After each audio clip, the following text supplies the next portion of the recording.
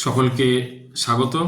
আজকে মাধ্যমিক বা দশম শ্রেণীর সেকেন্ড সাবমিটিভের অন্তর্গত অভিষেক নামক কবিতাটি নিয়ে আলোচনা করব, যার রচয়িতা মাইকেল মধুসূদন দত্ত। সমগ্র কবিতাটি যথেষ্ট দীর্ঘায়িত, তাই এই কবিতাটি ছোট ছোট কতগুলো পর্বে ভাগ করে আমরা আলোচনা করব, লাইন টু লাইন ব্যাখ্যা করব, কবি পরিচিতি, নামকরণ সবই আলোচনা করব। সকলে মন দিয়ে প্রথম থেকে ভিডিওটি দেখো, আশা করি ভালো লাগবে। দেখো, অভিষেক নামকরণ কথার অর্থ, মানে অভিষেক কথাটার অর্থ কি? কোনো কিছুর সূচনা বা ডেবিউ। এখানে তাহলে কে অভিষেক করছে, কিসে তার ডেবিউ হচ্ছে? না, রাবণ পুত্র মেঘনাদ বা ইন্দ্রজিতের রাবণের লঙ্কার সেনাপতি হিসাবে তার সূচনা হচ্ছে, অর্থাৎ সে সেনাপতির দায়িত্বভার গ্রহণ করছে, সেনাপতি হিসাবে তার কর্মকাণ্ড কর্মযজ্ঞ সে শুরু করছে। সেই অর্থেই এখানে নামকরণ করা হয়েছে অভিষেক। এই কবিতাটি কোথা থেকে নেওয়া হয়েছে? মাইকেল মধুসূদন দত্তের মেঘনাদ বধ কাব্যের প্রথম স্বর্গ থেকে নেওয়া হয়েছে। এখানে স্বর্গ বানান দন্তস্ব গয়েরেব। মাইকেল মধুসূদন দত্ত সম্পর্কে কম বেশি একটু আমরা জানি, তাও বলি। 1824 তিনি জন্মগ্রহণ করছেন কোথায়? বাংলাদেশের যশোর জেলার সাগরদাড়ি গ্রাম, যেটা কপোতাক্ষ নদের তীরবর্তী অবস্থিত, সেই সাগরদাড়ি গ্রামে তিনি জন্মগ্রহণ করেছিলেন।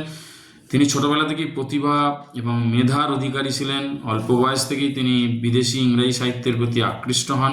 সেই সাহিত্যে প্রীতির কারণে দেশত্যাগ করেন, ধর্মত্যাগ করেন। পরবর্তীকালে হতদরিদ্র অবস্থার মধ্যে তাকে দিন কাটাতে হয়। পরবর্তীকালে তিনি বিদ্যাসাগরের সহায়তায়, বিদ্যাসাগরের পরামর্শে, আর্থিক আনুকূল্যে এই অবস্থা থেকে নিজের উত্তরণ ঘটাতে সক্ষম হন। দেশে ফিরে আসেন। দেশে ফিরে এসে বাংলাকে আপন করে নেন, বাংলা ভাষায় অমর সাহিত্য রচনা করেন। তার অমর সাহিত্য সৃষ্টির মধ্যে অন্যতম হচ্ছে আমাদের এই মেঘনাদ বধ কাব্য, যে কাব্যের অন্তর্গত আমাদের এই অভিষেক কবিতাটি। এটি মেঘনাদ বধ কাব্যের প্রথম স্বর্গ থেকে নেওয়া হয়েছে। চলো এবার প্রথম অংশের কিছুটা আমরা আজকে আলোচনা করি, লাইন টু লাইন ব্যাখ্যা করি। কনক আসন ত্যাজি বীরেন্দ্র কেশরী। কনক কথার অর্থ হচ্ছে সোনা, আসন এখানে সিংহাসন, অর্থাৎ সোনার সিংহাসন ত্যাগ করে বীরেন্দ্র কেশরী হচ্ছে বীর শ্রেষ্ঠ ইন্দ্রজিৎ, রাবণ পুত্র ইন্দ্রজিতের কথা বলছে। রাবণ পুত্র ইন্দ্রজিৎ কেন নাম হয়েছে? ইন্দ্রকে যুদ্ধে জয় করেছিলেন। প্রণমিয়া ধাত্রীর চরণে। ধাত্রী কথার অর্থ পালনকারী।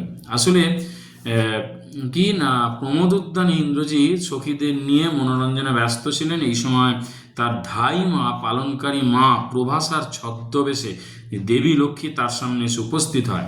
তাই দেবী লক্ষ্মীর ছদ্মবেশে আসা ধাই মাকে দেখে সঙ্গে সঙ্গে ইন্দ্রজিৎ কি করলো? প্রণাম করলো মায়ের পায়ে। এটা আমাদের শিক্ষা, এটা আমাদের কালচার। সেই শিক্ষা সংস্কার ইন্দ্রজিতের চরিত্রের মধ্যে ফুটে উঠেছে। কহিলা কি হেতু মাতো গতি তব আজি এ ভবনে। মানে কোনোদিন প্রমোদ উদ্যানে আসে না মা, আজকে এসেছে, তাই চমকে গেছে। চমকে মাকে জিজ্ঞেস করছে যে তুমি কি কারণে আজকে তুমি এই প্রমোদ উদ্যানে বা প্রমোদ ভবনে এসে উপস্থিত হয়েছে। কহ দাসে লঙ্কার কুশল।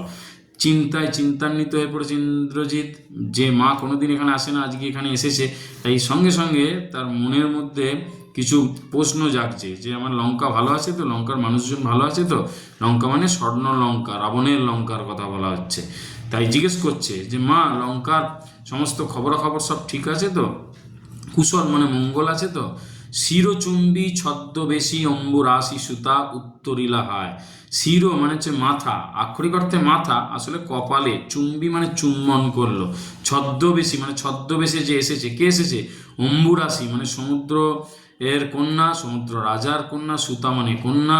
উত্তরিলা দেবী লক্ষ্মী উত্তর দিল হায়। মানে একটা দুঃখ সূচক শব্দ। সেখানে কি বলছে? পুত্র কি আর কহিব কনক লঙ্কার দশা, ঘোরতর রণে হতপ্রিয় ভাই তব বীর বাহুবলী। মানে হে পুত্র, হে ছেলে, ইন্দ্রজিৎকে বলছে দেবী লক্ষ্মীর ছদ্মবেশে আসা, মানে প্রভাসার ছদ্মবেশে আসা দেবী লক্ষ্মী বলছেন কি আর বলবো সোনার লঙ্কার অবস্থা দুর্দশার কথা। ভয়ঙ্কর যুদ্ধে, রণে মানে যুদ্ধে, কনক লঙ্কা মানে স্বর্ণ লঙ্কার কথা বলছে। হতপ্রিয় ভাই, তোমার প্রিয় ভাই বীরবাহুকে হত্যা করা হয়েছে। বলি মানে বীর, যে একসময় বীর শ্রেষ্ঠ ছিল। তার শোকে মহাশোকী রাক্ষসাধিপতি, তার শোকে শোকার্ত হয়ে পড়েছে তোমার বাবা, যে রাক্ষসদের শ্রেষ্ঠ রাবণ। সসৈন্যে সাজেন আজি যুজিতে আপনি।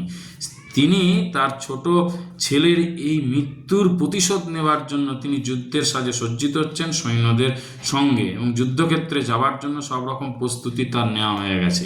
জিজ্ঞাসিলা মহাবাহু বিস্ময় মানিয়া, মহাবাহু বলতে মহাশক্তিশালী। ইন্দ্রজিৎ বিস্মিত হয়ে গেছে এই খবর শুনে। তার কাছে মানে একটা বিনা মেঘে বজ্রপাতের মতো অবস্থা। সেই রকম মানে অবাক হয়ে তখন সে জিজ্ঞাসা করছে, ভগবতী বলতে এখানে দেবী লক্ষ্মীকে বলা হচ্ছে, কে বধিল কবে প্রিয়ানুজে, কবে কে আমার ছোট ভাইকে হত্যা করলো? প্রিয়যুক্ত অনুজ মানে ছোট ভাই বীরবাহুর কথা হচ্ছে। নিশারণে সংহারিণু আমি রঘুবরে, একদিন রাত্রিকালীন যুদ্ধে আমি তো হত্যা করলাম। সংহারিণু মানে হত্যা করলাম, বধ করলাম। কাকে? রঘুবরে মানে রামচন্দ্রকে। খণ্ড খণ্ড করিয়া কাটিনু বড়শি প্রচণ্ড স্বর বৈরী দলে, মানে টুকরো টুকরো করে তাকে কেটে দিয়েছি। কিভাবে না, আমি তীর নিক্ষেপ করে, তার উদ্দেশ্যে তীর বর্ষণ করে শত্রু দলের এই রামচন্দ্রকে টুকরো টুকরো করে কেটেছি। বড়শি মানে বর্ষণ করে, নিক্ষেপ করে। বৈরী দল কথার অর্থ হচ্ছে শত্রু দল, রামচন্দ্রকে বোঝানো হচ্ছে। তবে এ বারতা, তাহলে এই খবর তুমি কোথায় পেলে? এ অদ্ভুত বারতা জননী, এই যে আমার কাছে বিশ্বাসযোগ্য বলে মনে হচ্ছে না, আমার কাছে অদ্ভুত, মানে চমকে দেওয়ার মতো খবর। মা, কোথায় পাইলে তুমি? শীঘ্র কহ দাসে, তুমি এই খবরটা কোথা থেকে পেলে? আমাকে তাড়াতাড়ি বলো। দাস বলতে ইন্দ্রজিৎ নিজেকে এখানে সম্বোধন করছেন। পরের স্তবকে কি বলছে? রত্নাকর রত্নোত্তমা ইন্দিরা সুন্দরী উত্তরীলা, দেবী লক্ষ্মীর কথা বলছে। দেখো, কবি যে শব্দ নিয়ে খেলা করতেন, কত যে মেধাবী ছিলেন, প্রতিভাধর ছিলেন, তার এই শব্দ চয়নের মধ্যে দিয়ে কিন্তু তার প্রকাশ আমরা বা পরিচয় পাই। তিনি দেবী লক্ষ্মীকে নানানভাবে ঘুরিয়ে ফিরিয়ে নানান বিশেষণে নানান নামে সম্বোধন করছেন। রত্নের আকর মানে সমুদ্র, রত্নোত্তম মানে হচ্ছে শ্রেষ্ঠ রত্ন, ইন্দিরা সুন্দরী মানে দেবী লক্ষ্মী। উত্তর দিল, হায় পুত্র মায়াবী মানব সীতাপতি। সীতাপতি মানে রামচন্দ্র হচ্ছে মায়াবী মানব, তার মায়া তুমি বুঝতে পারবে না, তার অলৌকিক ক্ষমতা শক্তি রয়েছে। তব স্বরে মরিয়া বাঁচিল, তুমি যে তীর, স্বর মানে তীর নিক্ষেপ করেছিলে, সেই তীরে সে মরে গেছিল, কিন্তু আবার সে জীবিত হয়েছে। যাও তুমি তরাগুড়ি, তরা কথার অর্থ শীঘ্র, দ্রুত, তুমি দ্রুত যাও। রক্ষকুল মানে রাক্ষস বংশকে তুমি রক্ষা করো। মান এ কাল সমরে রক্ষ চূড়ামণি, মানে তুমি হচ্ছে রাক্ষস কুলের মান সম্মান ভরসা, তাই তাদেরকে রক্ষা করবার দায়িত্ব তোমার। তাই এই ভয়ঙ্কর যুদ্ধে তুমি যাও, তুমি রাক্ষস বংশের শ্রেষ্ঠ পুরুষ, যুদ্ধক্ষেত্রে দ্রুত গিয়ে রাক্ষস বংশের মান সম্মান রক্ষা করো, রাক্ষস বংশকে রক্ষা করো। এই হচ্ছে আজকের প্রথম পর্বের আলোচনা।